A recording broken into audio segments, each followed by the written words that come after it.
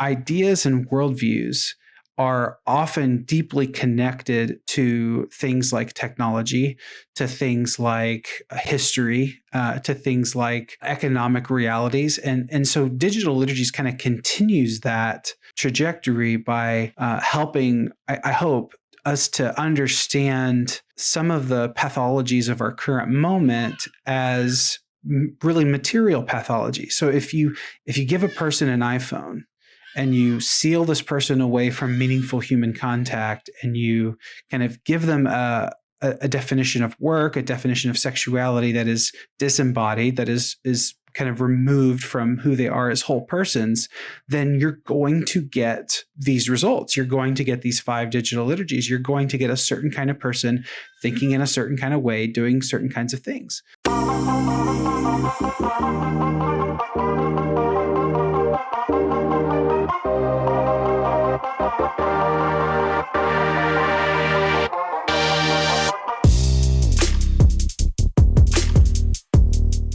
Well, I thought the first question that we needed to start with is, how do you pronounce the name of the city where you and your family live? Yeah, it's Louisville.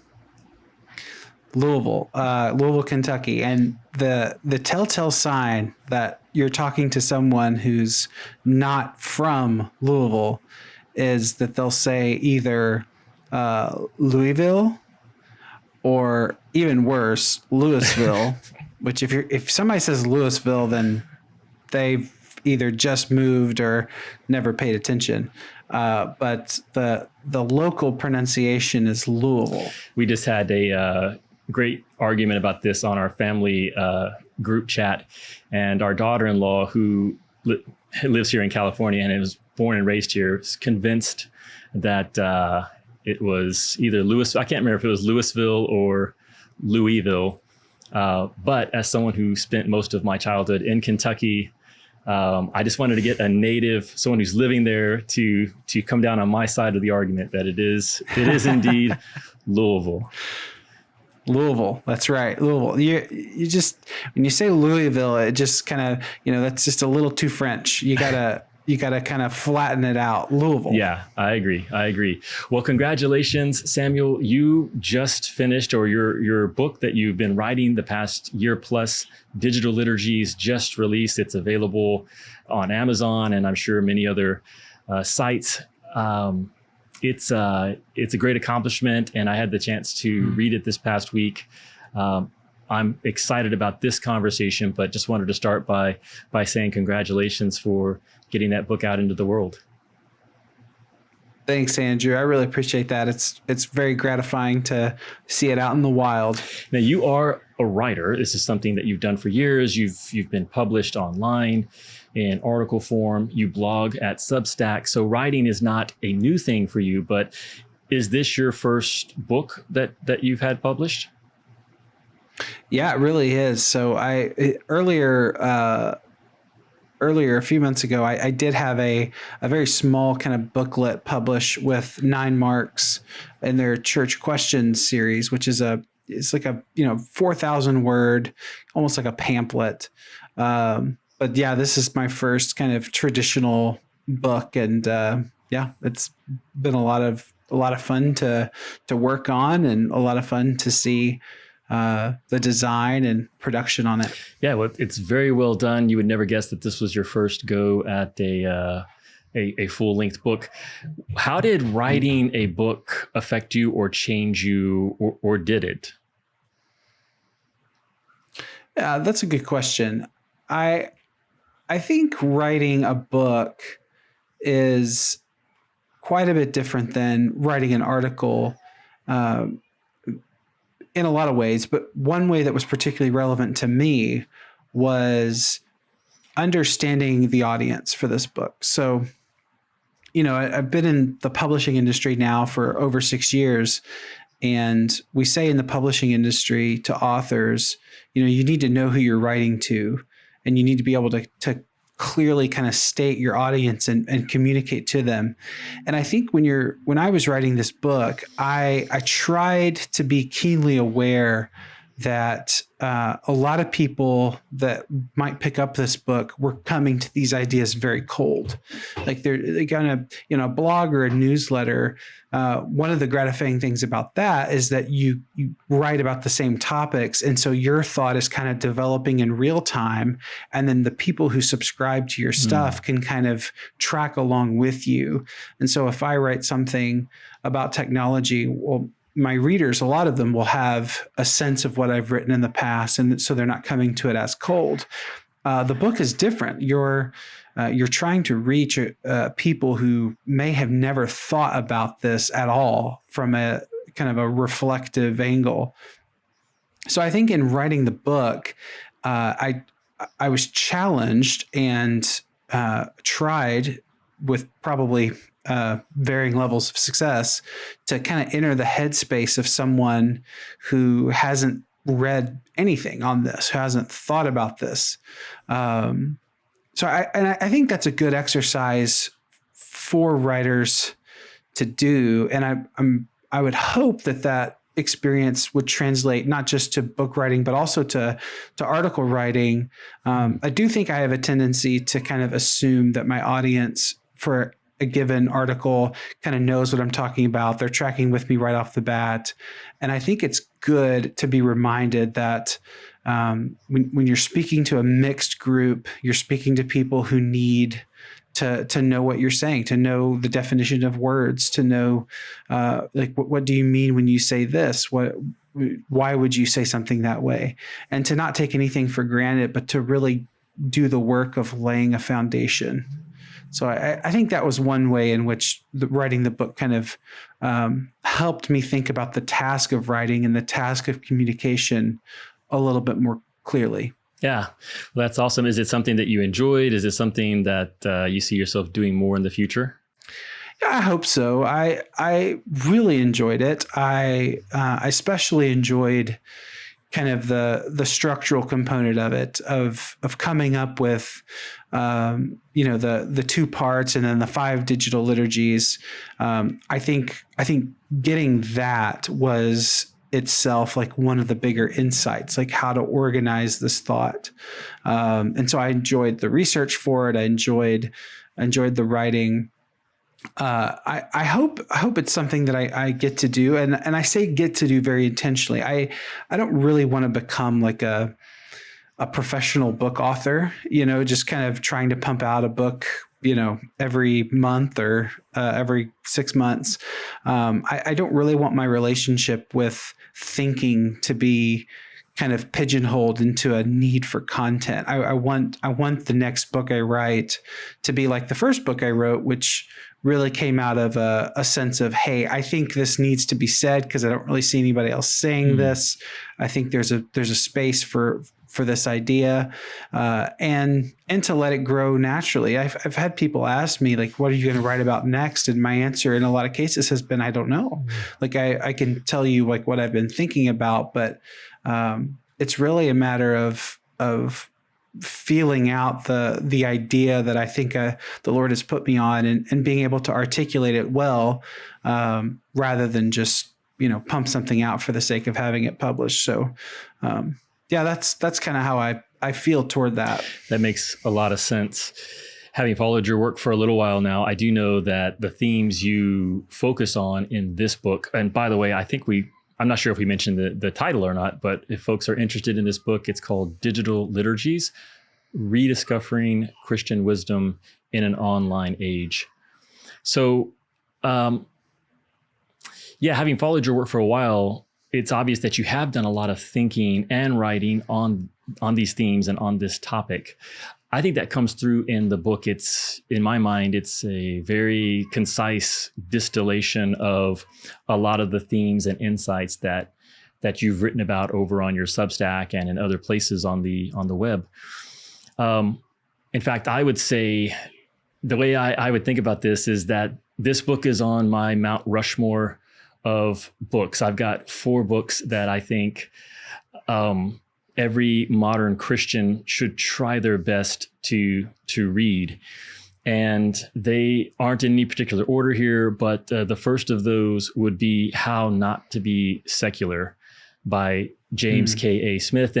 And what Smith does in that book is he actually has a condensed take on Charles Taylor's book, A Secular Age, which is a much more robust, thorough treatment of the secularism of our modern age. But I think that's a great introduction, How Not to Be Secular by James K.A. Smith. And then the second would be Amusing Ourselves to Death by Neil Postman. Again, he does a great job of just talking about how technology and the mediums that we use in communication in modern times actually reshape the way we think and the kind of people we become. That book was written back in the 1980s, but it's more relevant today, I think, than ever. A third would be the book Strange New World by Carl Trueman. He does a great job of talking about how both modern philosophical thought and modern technologies have worked together to bring about a new world, a strange new world that many of us have seen so rapidly turn from what might have been considered normative back in the 1950s, let's say, to where we find ourselves today. And then I would put Digital Liturgies up there on the Mount Rushmore. Wow. And I wasn't surprised to see that you were referencing several of those authors in your work because they are related themes. But these are books that I think people should read, modern Christians should read, if we want to be effective ambassadors for Christ, because how we're being shaped and how our neighbors, maybe just as importantly, how our neighbors are being shaped to think and to view the world and live in the world, it is so rapidly changing that I think we can lose our bearings if we don't understand why things are the way they are. Well, first of all, that's way too kind. I definitely don't think that that book belongs in the presence of those other three. I feel like, I don't know if anyone's ever seen the internet meme of like those soldiers that are lined up on a wall about to like invade, and like they're all dressed in fatigues and they've got their firearms, and then there's a clown in like a full clown costume kind of like in the middle. I feel like that's my book on your Mount Rushmore. Not at all. Not at all. I don't sell yourself short. I think what you're addressing is distinct enough. And like you said, you don't see what you're talking about addressed very often. I think it's essential. But it is my Mount Rushmore. So like other people, I'm sure would have different, but these four books have been probably the most helpful to me in trying to get a good, it's almost like reading those have helped me look at the world and say, that's why that's the way it is, or that's where that person, that's why that person has that view, or that they're making that statement. Yeah, I think I would hope that Digital Liturgies kind of contributes something that I think those three books that you mentioned all contribute, which is a connecting tissue between material things and events and ideas. So to understand that ideas and worldviews aren't haphazard, like they don't just randomly spring out of the ground. It's like, well, yeah, one day we woke up and we had a sexual revolution, or one day we woke up and we were all buffered selves, or we were all committed to expressive individualism. Actually, there are material, there are historical, there are even economic reasons for why these ideas tend to succeed, why they endure. A great book I'm just going to recommend to your listeners that just came out is Andrew Wilson's Remaking the World, which is about the year 1776 and how several different kind of strands of world history combined in 1776 to kind of create this post-Christian age that we're living in now. That book is really just a masterly example of what I'm talking about, of how ideas and worldviews are often deeply connected to things like technology, to things like history, to things like economic realities. And so Digital Liturgies kind of continues that trajectory by helping, I hope, us to understand some of the pathologies of our current moment as really material pathology. So if you give a person an iPhone and you seal this person away from meaningful human contact, and you kind of give them a definition of work, a definition of sexuality that is disembodied, that is kind of removed from who they are as whole persons, then you're going to get these results. You're going to get these 5 digital liturgies. You're going to get a certain kind of person thinking in a certain kind of way, doing certain kinds of things.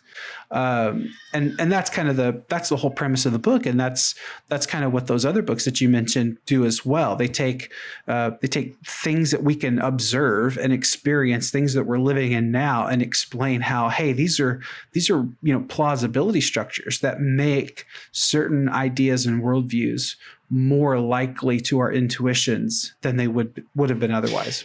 And all of us were born into this era that we live in, this modern age, which is a very materialistic, secular, humanistic age. And you talk in the book about a commencement address that David Foster Wallace gave, where he talked about fish swimming in water and not being able to understand the concept of water because they've been surrounded by it their entire life. For them, it doesn't really even exist as a concept. And yet they're constantly surrounded by it. They're affected by it. And the same is true for us. And yet, because of the fall, we know, I guess what would be different is that, fish work really well in water. And the difference for us is that there are things about the modern age and our fallen world that we occasionally realize that things aren't the way they should be, or we have this nagging sense of loss or something being out of sync, out of joint. And these books, I think, do a great job of helping us articulate and understand why that is, or point us to why that feeling is there, and maybe more importantly, what we can do about it. Where did you come up with the idea of liturgy, digital liturgies? Why did you go with that particular title and that concept? And how should people who aren't familiar with your work understand what you mean by that? Yeah, so I was very influenced by a name you mentioned a few minutes ago, James K. Smith, who did a trilogy of kind of a little bit more academic books called the Cultural Liturgies trilogy, where basically, especially in the first book, Desiring the Kingdom, he unpacks the idea of what he calls cultural liturgies. So a cultural liturgy is kind of a presentation of the good life that we get from kind of our surrounding culture. And so the example that he uses that shows up in my book, is the shopping mall. So the shopping mall is not just a place where somebody stands at the entrance and tells you verbally when you come in, you should buy this product, and then kind of lets you go your way. When you go into the mall, you're confronted by a variety of things that are all kind of part of the same story. And these things operate at an aesthetic level, not just an intellectual level. So instead of signs and people telling you, hey, buy this watch, buy this phone, you have music that's very appealing that draws you into the store. You have advertisements that show people smiling or looking sexy or whatever, wearing this product. You have mannequins and displays that are beautifully presented. And Smith does something brilliant. I think he compares this to a church. So if you go into a church, there are physical representations and physical practices that all tell the same story, the story of the gospel. Well, the story of the shopping mall is you will be happy if you consume this product. So that's kind of how I'm understanding what a liturgy is. A liturgy is kind of a heart-shaping practice, or even a heart-shaping habitat that presents our souls with a narrative of the good life at an aesthetic level. So something that just makes an idea or behavior plausible to us. And in a church liturgy, for listeners who might be confused about this, a church liturgy is the order of worship in a lot of churches. So it's a call to worship where someone will read a scripture.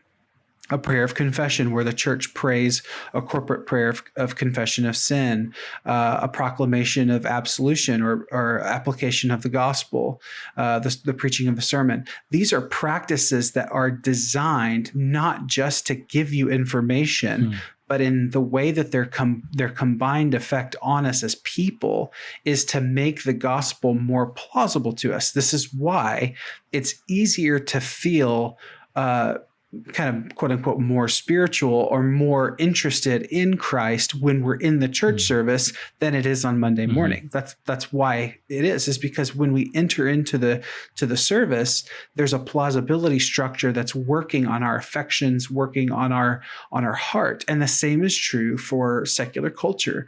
And so in the book, I define the internet as an example of a habitat that has a particular set of practices that it commends to our soul. And these practices actually make ideas more plausible to us than it would be otherwise. It's not that we go online and every website says, hey, you should be outraged today, or hey, you should be lustful today, or hey, you should be despairing of your life today. It's not that we get that content per se, although sometimes we do. It's the very form of the internet itself has a logic to it, the way all technology does, and especially intellectual technologies. So the idea of liturgy is something that really captivates our heart at an aesthetic level, and in so captivating, it makes certain ideas and behaviors feel more plausible and others less plausible. Well said. Well said. I think as modern people, we have lost that. Ironically, we're more materialistic than ever, and we're more shaped by materialism than ever before. But in some ways, I think we've lost our understanding of how the material world and our surroundings shape us. So it seems to me that people in the Middle Ages, they built these great cathedrals because they understood that this was a space that people could enter into and they could experience the awe, the power of God because of the structure, because of the beauty, because of the separateness of this space from the workaday world that people were engaged in throughout the week. And you're right. I think the mall it's a great example, but many of us don't think of the internet as a space or as a habitat. We do think of it as a technology. We think of it as a tool. But even that little subtle shift in your understanding of each time I engage with the social internet, I'm entering into an environment. I'm entering into a space, and this space by its very nature is shaping me. It's having an influence on me in ways that I can't even process in real time, but I can begin to discern the fruits of that shaping experience. So these ideas of digital liturgies, I assume that you did not intend for this to be exhaustive, but you highlight 5 of these digital liturgies, which you've already alluded to a few times here. We're not going to be able in our short time today to dive into all 5 of them, but I definitely recommend people pick up the book and read it. I think you'll be surprised at how much Samuel's description of these different liturgies relates to your own life. You'll see there's like little connections happening almost on every page where the dots are being connected for you. But maybe if you don't mind just running through with us what those 5 digital liturgies are that your book addresses. Yeah. So the 5 are authenticity. So the idea that in a disembodied internet habitat, the idea of authority is upended, and authority tends to gravitate toward anyone who has kind of the most compelling narrative. So this emphasis on authenticity as a kind of a sign of human authority. The next one is outrage. Probably don't need to even say much about that. A lot of people experience that, but there's a logic to it.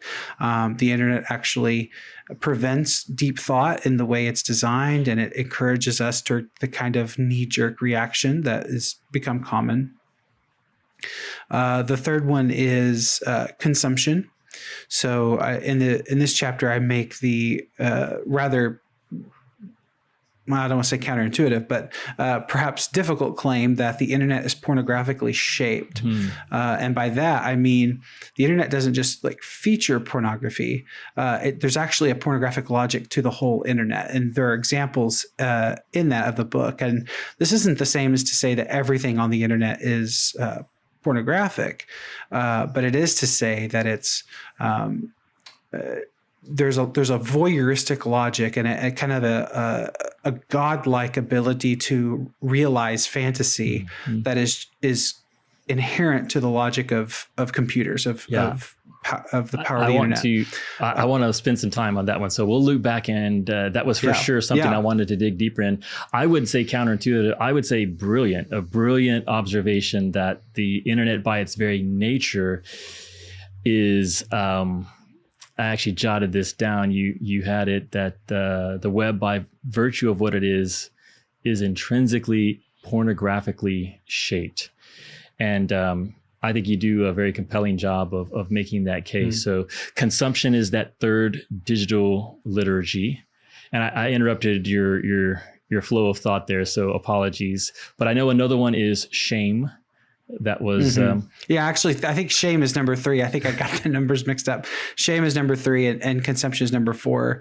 And shame is talking about kind of what we identify as cancel culture. So like why is it that people can lose their jobs and their reputations just for what we would consider to be very minor sins and just kind of public foibles? It's like, well, actually, when a generation comes of age, having experienced the world through the logic of the internet and through the logic of the computer, I think they internalize the idea that I should have perfect control over what I experience. So that for example, if I'm online and I don't like what somebody's saying, I can simply close their profile. I can block them. I can mute them. I can stop the video, stop the podcast, whatever I want to do.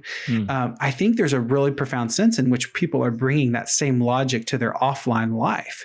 They're having difficulty conceptualizing if this is my experience in one aspect of life and an aspect of life that's deeply formative, why can't I just do this in other areas of life? And that creates this kind of drive of shame culture.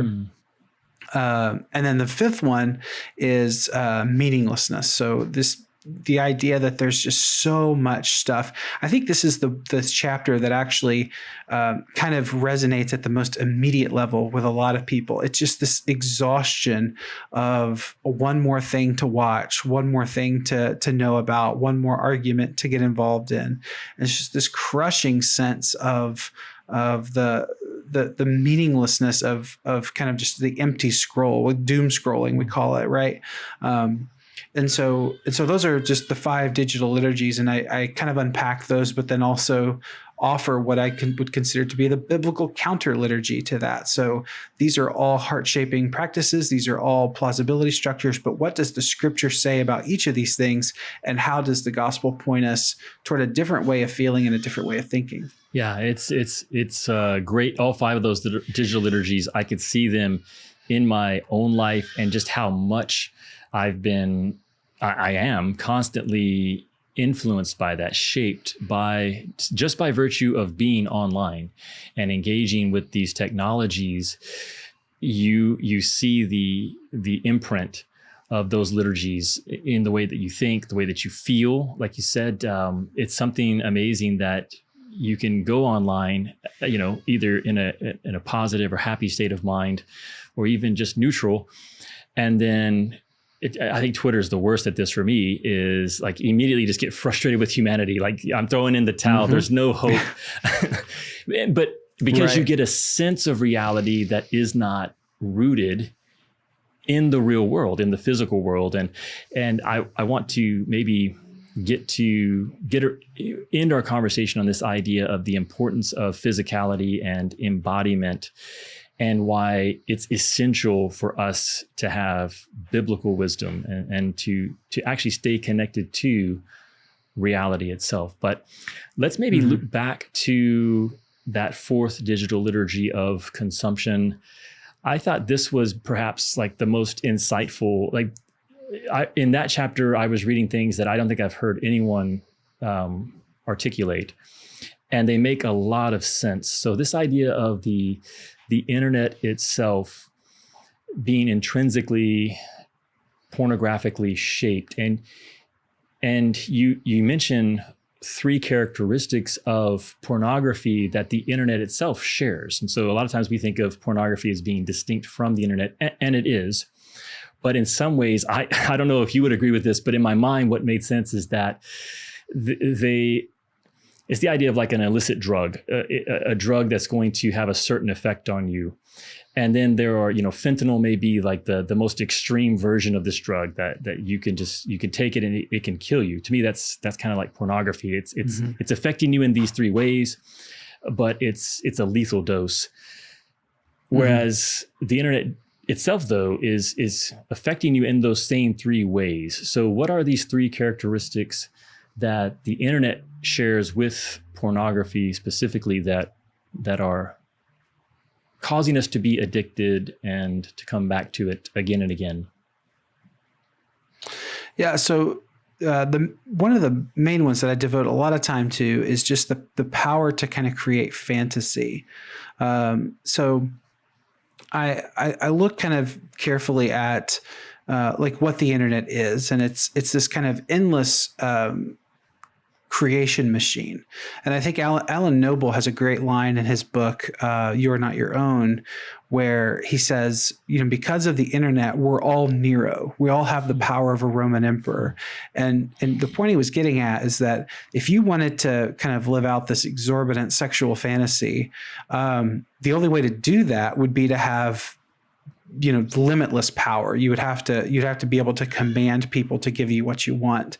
And so that's why, historically, like tyrants and emperors and dictators have lived a certain way that normal people couldn't live. Well, what the internet it basically is it's a fantasy machine. It's a creation machine. So I can determine who I am online, and I can just type in a search box and I can summon any wild thing from my imagination to come to life. And when I was writing this book, this was before the artificial intelligence and ChatGPT were a big conversation item. But even especially in the light of that, this becomes extremely relevant because there are now software programs that people are using that can generate pornographic images of anyone they want. So they just feed a prompt into a machine and say, show me so-and-so doing such and such, and the machine gives them that image. That is, we recoil at the morals of that initially, but I think we need to think more carefully about what's going on here. We're exercising what can only be considered a godlike power of control over our experience of the world. So there's that, and there's also the sense that the internet kind of takes normal human life and turns it into a consumable. So because we're disembodied online, there's a sense in which we're not living life experientially, but we're kind of consuming life. And one of the examples that I give in the book is there's a really popular genre of YouTube video called a reaction video. So in a reaction video, the user or the content creator has the camera turned on themselves, and you can watch their facial reactions as they watch a movie or a sports highlight or something like that. What's fascinating about that is that where do people typically or have traditionally watched reactions like that? Well, in community, right? In friendship. Like when you go to the movie theater with your friends, part of the experience is that you're not just watching the movie, you're watching each other watch the movie, and that adds to the enjoyment of it. A reaction video is essentially a simulation of friendship. That's what it is. It's a simulation of friendship. The content creator has the camera turned on themselves so that it looks like you are looking at them and they are looking at you, and you're both watching something together, and you're watching them react, and it's a simulated friendship. But is it friendship that's actually happening? No. You're watching a content creator perform, and the idea is that if you can kind of immerse yourself in it at just the right level, you can kind of forget this and you can just enjoy it as if that person were sitting right next to you. That's what pornography is. Pornography takes an experience, it takes something that has to be experienced between subjects and turns it into a consumable commodity for a third party. That is what pornography is. And so I think there's a fundamental continuity between the way that so much of the internet, and the internet has a logic to it that does this, that kind of turns life into a consumable that we can just use really quickly and discard. There's a continuity between that and even something like a reaction video and the way pornography works on our imaginations. By turning this experience into something that we can just quickly consume and then discard until we want to consume it again. Yeah, I was thinking about, in the book, you also use the example of accounts that are dedicated to food. We actually have a term that we now use called, food porn, that we just enjoy watching the food be prepared, watching the food be eaten. We're not actually eating the food. We're not preparing the food, but we're just consuming those images, those video pixels. And you talked about novelty, consumption, and isolation, that these are three things that you certainly see when it comes to the engagement of pornography on the internet. So, novelty, there's been connections between, studies about how the people who are addicted to pornography, how it changes them. And one of the reasons is because you can't just watch the same thing over and over and get the same chemical and emotional response to it. So you're always looking for something new, something novel, something that you haven't seen before. And again, if you go to the whole concept of the scroll, whether it's on Instagram or Twitter or Facebook, it's feeding into that same desire, that the eyes are never satisfied, as the scriptures say. We're always looking for something new. And so you see a novelty in why pornography is so captivating, but then you see that same characteristic in the internet as a whole, the social internet. And then, like you said, making things that should be sacred or very personal, making those just consumables, consumable experiences. And then isolation. Talk a little bit more about isolation and how we see that. You already mentioned it just a little bit there with the reaction videos, but how do we see the internet shaping us to be more isolated? Yeah. Well, the internet essentially is something that has to be experienced, particularly the social internet. When we say the social internet, we mean social media in particular, and kind of, the conversations and subculture that is created by having accounts and avatars and things like that. I think about isolation is our technology itself is pretty much designed to be used by individuals. So, your phone is the shape of your palm. It's about the size of your palm. And so when things get transferred onto the phone, and there's a lot of work being done right now about how much of life is going to smartphones, where you have to have smartphones to buy tickets to certain things and have access to certain ordinary products. When you grab your phone is basically the size of your hand. And so the idea is that you and your phone are meant to be together. You and other people cannot really commune over your phone. And so there's a logic to the internet that says, and specifically mobile internet, that says that the essence of enjoying this, the essence of existing, is to kind of be on your own, is to just be isolated from other people. And that's why that's kind of the logic behind binging. So like binging Netflix, and this is vocabulary that these companies use themselves. Feel like binging this weekend. That's the logic of isolation. It's not just, you're watching too much. It's that you can really only binge effectively if you're by yourself. And so it's a technology that by its very logic says, get by yourself, be by yourself, use it by yourself. This is what true entertainment looks like. This is what happiness looks like. It's what leisure looks like.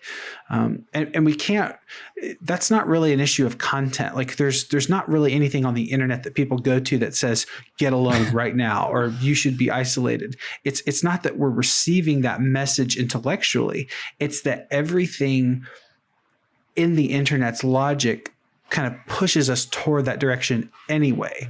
And so that's what makes it kind of have this liturgical plausibility that makes us desire isolation, even if we don't realize that's what's happening. Yeah, I realize we're about 40 minutes into this conversation. Probably should have said this at the outset. You are not a Luddite. You are not someone who is saying that, hey, technology, social internet is evil. We need to try to minimize the amount of time or maybe even try to extricate ourselves completely from our engagement.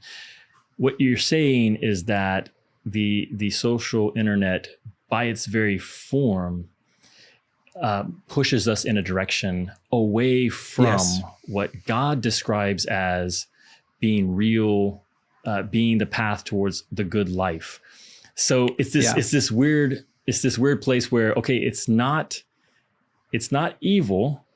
But when you engage in it, the current is going to be taking you, just by its very nature, it's going to be pulling you away from what God has communicated as being real, being good, being true. And so every time we enter into this environment of modern technology, the social internet, those forces are acting on us. And we need to be aware that it's happening so that we can identify where we're coming to believe lies, or we're coming to practice a life that doesn't lead to the good life. And we also need to engage purposely in counter liturgies and what the scriptures offer us as the path that will shape us to see what is true, to see what is real, and to practice what leads to the good life. So you have a great section in there on Christian wisdom, biblical wisdom, and how that differs from how we might think of wisdom in just a generic sense. So, what is it about Christian wisdom that makes it distinct? When the Bible talks about living with wisdom, what is it encouraging us towards? That's a really good question. Christian wisdom, we'll say something about wisdom first, and then I'll kind of talk about what makes Christian wisdom distinct from non-Christian wisdom. So Christian wisdom is essentially the practice of living life in light of reality. And so you order your life, you and I order our lives in such a way that we are in touch with reality. So the way one writer puts it is, we live along the grain of reality rather than against the grain. And so that shows up in the kind of things that we do, the way we treat each other, right? So if I take you seriously as a person, as a human image bearer, as somebody who has value and worth, that applies to how we work, how we treat the earth. The earth has value. It has objective givenness. We're not living in a simulation. Sorry, Elon Musk, we're not living in a simulation. The world has a physical reality to it. And if you the whole point of the wisdom literature is, if you do certain things, you get certain results because God has created the world with a certain order to it and a certain logic to it. That's really the message of the wisdom literature. And so wisdom is really the skill of living life in light of reality. Now, what makes Christian wisdom distinct is that Christian wisdom is looking at ultimate reality, and it's looking at the reality of realities, which is God. So to live in Christian wisdom is to live in light of who God is. And when we live in light of who God is, we see ourselves the way God sees us. And the way God sees us is as created persons who have an embodied existence who are created to cultivate the earth and to exercise Jesus's mission in the world that he's made. That is our call as human beings. And so anything that makes that feel less likely or less appealing is by definition pushing us away from wisdom. And I'm glad you mentioned the question about not being a Luddite, because I think a lot of people get a little confused when I say I'm not telling you to throw away your devices or cancel your memberships.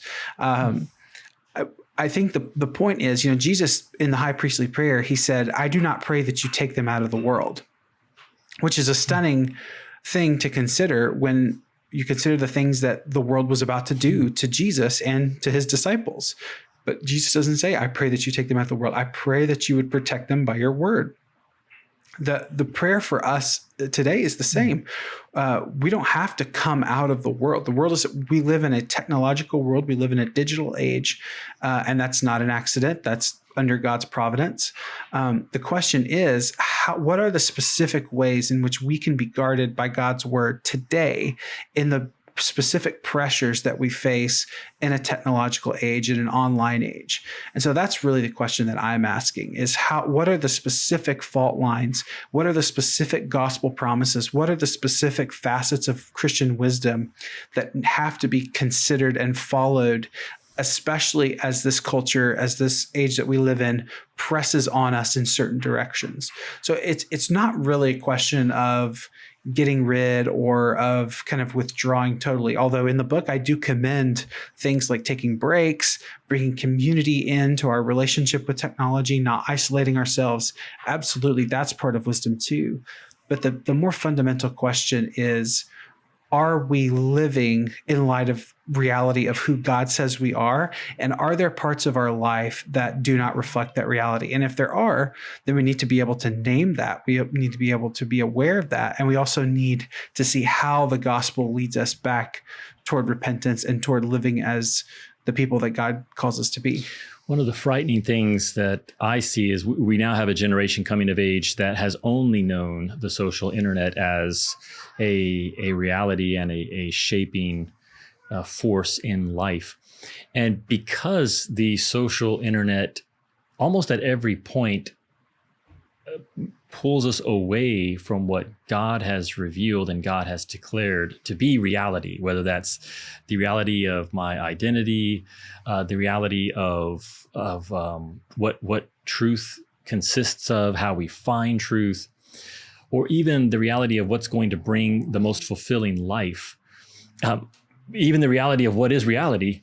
The social internet almost at every point is going to lead you away or off track from what God has revealed and God has stated about these things. And so I appreciated that your book at each point and then at the conclusion really sought to introduce, I guess you could say, countermeasures. Like, how can we purposely enter into habitats that repair and reshape our understanding of these things?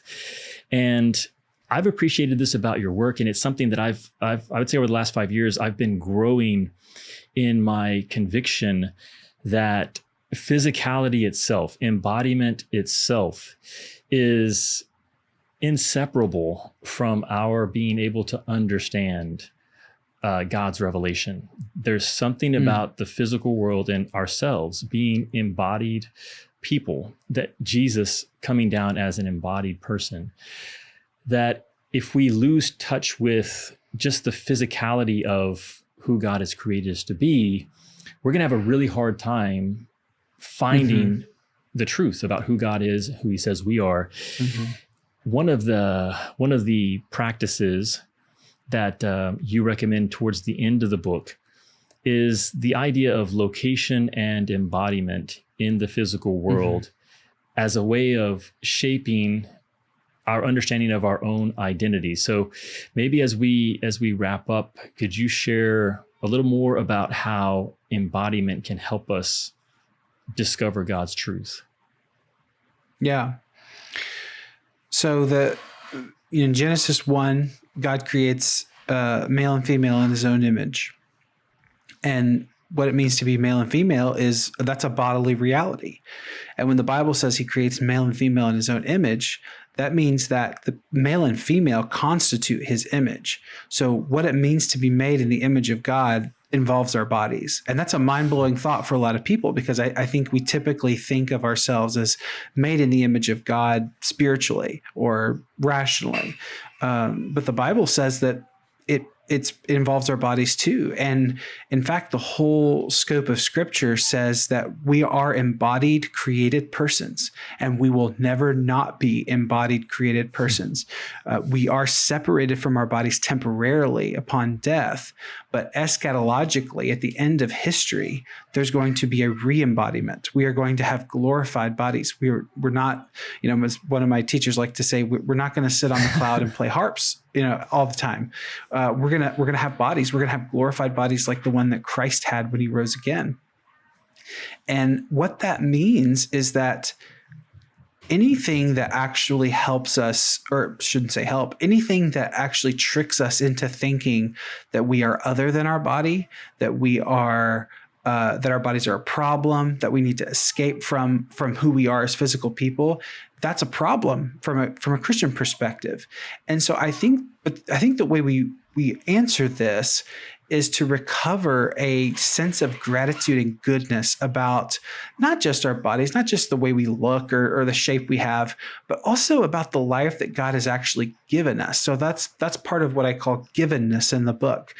I was born to a husband and wife who were living in Dallas, Texas, and they have names and they had locations. I was born into a particular context. I have particular DNA that I did not choose. The world around me is a certain way that I cannot control.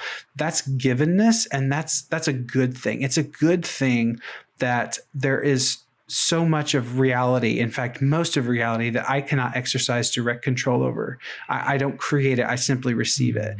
And that's a good thing. And we want to walk in that. And I think practically for a lot of people, what that's going to mean, especially in the kind of culture that we live in, is that we redirect our attention away from things that are far away and remote and kind of stoke our desires to escape or to kind of live this fantasy life. We direct our attention away from those things, and instead we set our eyes on the people and the places that God has actually put right in front of us. It's so easy to want to escape. It's so easy to want to escape. And I think a lot of people are wanting to escape because they feel unknown, they feel insecure, they feel like they are insufficient. And the power of the gospel is that the gospel comes and it says, no, you are created on purpose by a creator who gave you exactly what he did with great sovereign power. And you can actually experience the blessing on who you are and where you are and the kind of person that you are, the kind of people who were put into your life without your input. You can experience blessing in that because it all comes from the hand of a creator. This wasn't random. This wasn't chance. This isn't just something that doesn't matter. It all comes from the maker of reality himself. And so as we recover that, I think we'll recover things like gratitude. I think we'll recover our attention spans as we can kind of fight back against the current of distraction. And I think we'll recover worship. I think we'll recover a sense of, hey, God has me in this situation, and I can take on the stresses and the insecurities and the hard things of life because Christ is with me and he's for me. Man, I wish we had another hour, my friend. But what you're touching on there is so helpful. And I strongly encourage people to pick up this book and dig into it. Like you said, just the reality from the Christian perspective, the idea of givenness, that we already have in ourselves the clues to how God wants us to live in the world. The idea of place, that we are embedded in a given location. And again, that's going to give us insights into what is it that God is calling me to do. And so much of modern technology, you made a great point that, as connectivity has increased, connection has gone down. And I think it's because of what you're describing there, that we have this sense that we have to define who we are versus receive who we are. We have this idea that we can be everywhere then instead of the place where we're actually at a given moment. And that disconnects us and, as you say, dislocates us from where we're actually physically at. So I encourage people to go out and pick the book up. It's Digital Liturgies by Samuel James. Again, great work. I appreciate what God's been teaching you and your willingness to over the years refine that and distill it and put this book out in the world. So thanks for coming on again, Samuel. Would love to have you back on in the future. Thanks, Andrew. Really appreciate it.